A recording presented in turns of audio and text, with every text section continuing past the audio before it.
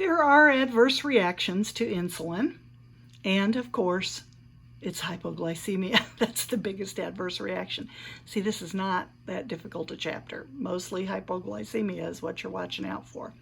Now, with insulin, it has to be injected, sub-Q, and so one of the adverse reactions you can have is a situation called lipodystrophy. What happens with lipodystrophy is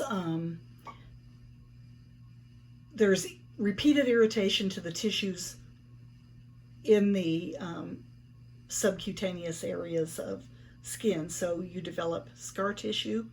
The fatty tissue begins to shrink down because it's being injected over and over again, and so you have, these scars that form. Now this is a picture that I have. When I show it on the screen, you can't really see it super well, but you can see it when you look at it in this picture. And you can see this person has had the flanks injected over and over and over again for a long time, and you can see that fatty tissue has collected and bunched and formed scar tissue. So this person has been having their buttocks area, or the flank area, injected over and over and over again for who knows how long, because look at all that scar tissue that has formed and pulled that tissue downward. So by rotating your sub-Q sites, you can avoid lipodystrophy. It used to be more common with natural insulins. You don't see that as much with the synthetic insulins that we have now, but still, it can be very disfiguring. It's not uncommon to have just localized itching and swelling in the site of at the site of the injection, and then some redness just from being injected. So a little bit of local itching, maybe a hive, is normal. Now, if you start breaking out in hives or a rash all over, swelling all over, redness all over, that could indicate an allergic reaction. But locally, that's not going to be that serious an issue. On page 324, we see drug interactions. Some drugs act as insulin antagonists, and so that means they're going to work against the insulin. Blood sugar is going to go up. So these are oral contraceptives. Steroids, remember how we talked about how steroids always make glucose go up.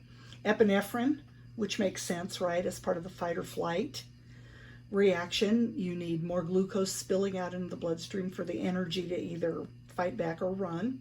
So epinephrine raises blood sugar and works against the insulin. And then thyroid drugs, which makes sense because they tend to increase metabolism. On the other hand, anabolic steroids, those artificial male hormones that you take to bulk your body up, and alcohol can work against, they make the insulin more likely to really drop the blood sugar. So anabolic steroids, as opposed to corticosteroids, can increase the effect of insulin and the blood sugar drops. Same with alcohol. And that can be kind of confusing because alcohol has sugar in it. But usually what alcohol does is it initially gives you a very fast blood sugar spike, and then whomp, it drops.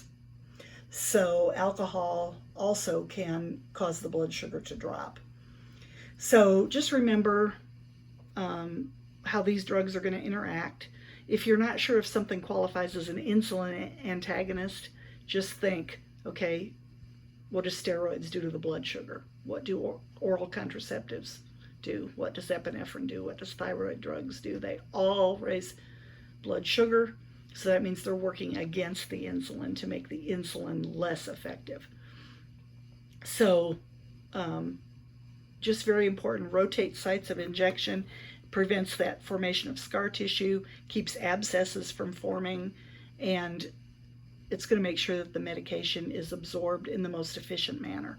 Remember, any scar tissue inhibits absorption of kinds of medication.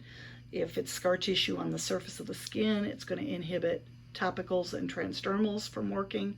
If it's in the subcutaneous, it's going to inhibit the absorption of insulins and other sub-Q drugs. So remember, nursing implications, you want to thoroughly assess the patient. Watch for those cardinal signs. Later signs can be blurred vision and fatigue.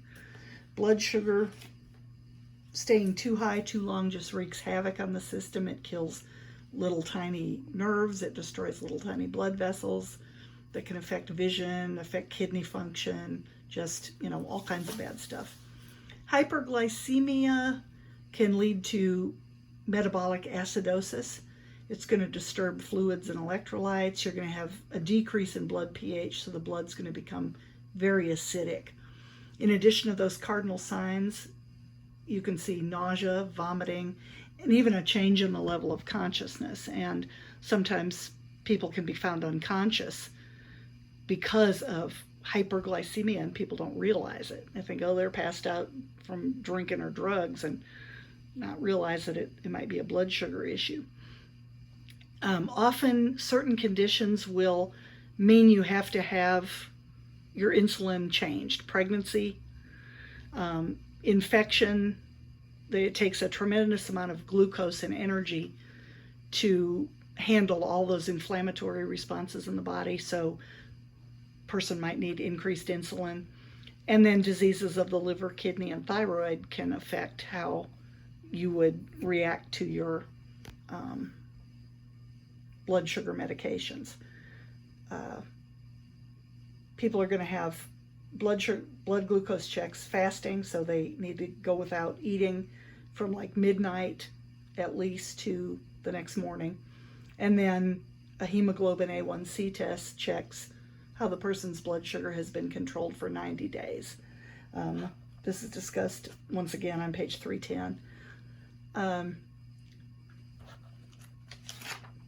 On page 326, there's a lot of teaching factors for the nurse as far as teaching the family to administer the patient's insulin.